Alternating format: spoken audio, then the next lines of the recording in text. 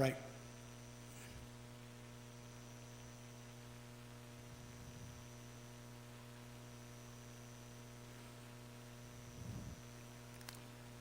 Hello there, friends, and an early Merry Christmas to you. I think we can say that any number of times between now and December 25th.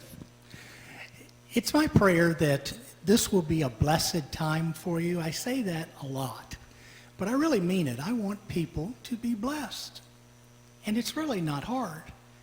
You just surrender things to the Lord, trust that it'll all work out, and it always does. It really does.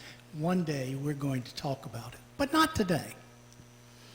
I wanted to take a moment and to tell you that we just missed a really, really important holiday. Now, it's not on the calendar. It's not going to be in your portable, your computer calendar or your phone calendar. But yesterday was the 122nd anniversary of the first self-powered airplane flight. And you probably know the circumstances around it. Wilbur and Orville Wright went down to North Carolina to Kill Devil Hills, which is nothing but sand. It's right on the ocean front. And them both being bicycle repair and salespeople, they used their expertise and their knowledge and put together actually a fairly large, workable airplane. It had a tiny engine in it. And if you want to ever go see it, it's in the Smithsonian Institution, I believe in the Dulles Access part now, and they have the actual one. And it's really nice to look at. It's amazing that anybody would actually want to go up in that thing. Anyway, enough of that. But they went down to Kill Devil Hills, and on December 17th, they actually flew off and over the sand, and that was the beginning of the airplane and the beginning of manned flight to the moon. 122 years later, think about what we do. Anyway, after that air flight, the two decided that they wanted to telegraph their sister, this is 1903, in Dayton, Ohio. And so they did. They telegraphed a very, very short message.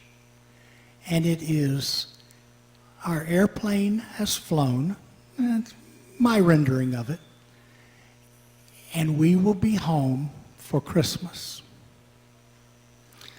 So their sister got it, and they were absolutely amazed. She was just dumbstruck with amazement that that idea, after several centuries of trying it, actually worked.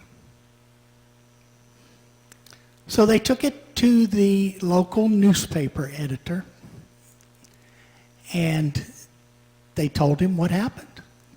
She showed him the telegram that they had sent.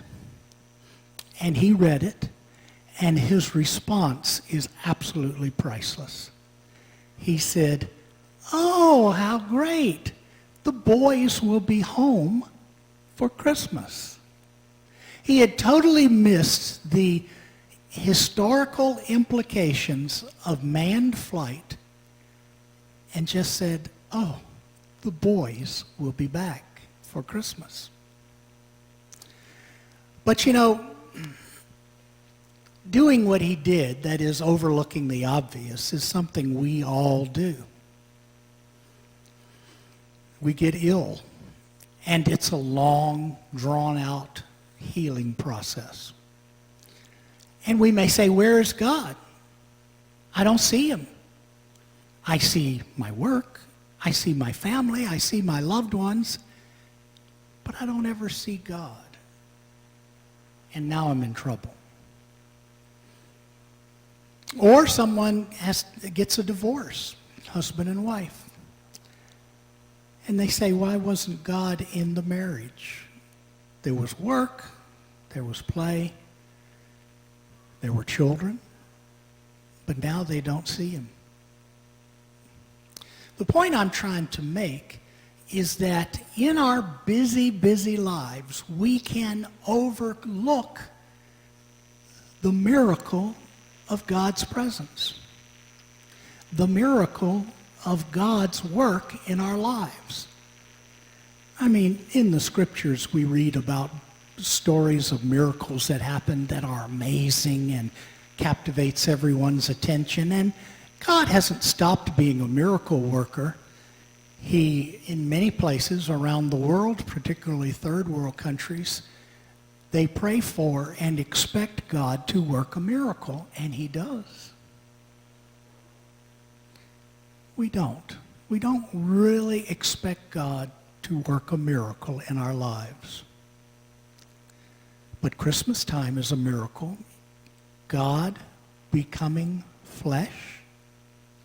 Jesus Christ was entirely human and entirely divine. How can that possibly be anything but a miracle? And God is with us always. The word Emmanuel, the name, means I am with you. God is always with us. And that's a miracle too. If we were to live our lives expecting God to be there and ready to bless us and work a miracle, think of how much joy would be in our lives.